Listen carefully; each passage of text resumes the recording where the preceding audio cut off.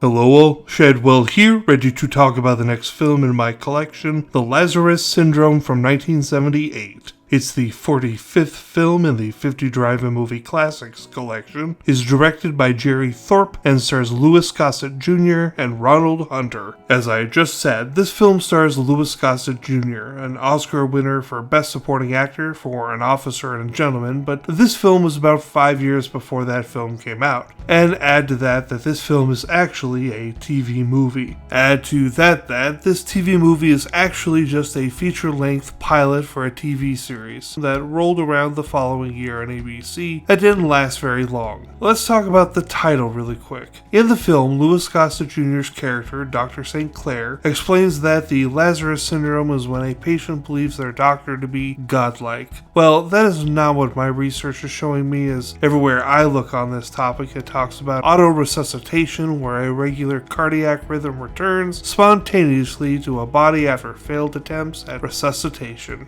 This is a very clinical definition if you ask me, and by watching this video you are, in a way, asking me, so let me continue to one side of this conversation. The film is about a cardiac patient and his doctor looking into dubious practices at the hospital they both find themselves in presently. The doctor is played by Louis Gossett Jr., rest in peace, and the cardiac patient is named Joe Hamill, played by Ronald Hunter, also rest in peace, who wasn't as well known as Louis Gossett Jr. but did plenty of television throughout his life, which ended in 2013.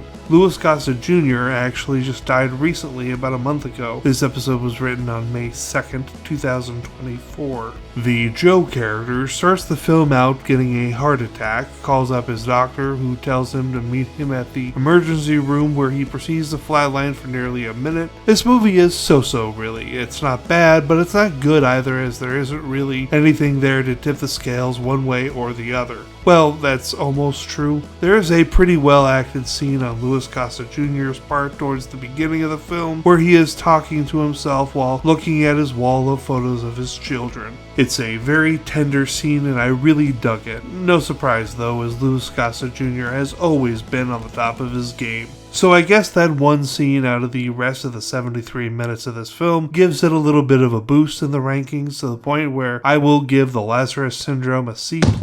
Just don't confuse this for the 2015 stinker horror film The Lazarus Effect, because that shit is worse. Join me tomorrow as I talk Rob Zombie as I get to watch The Devil's Rejects.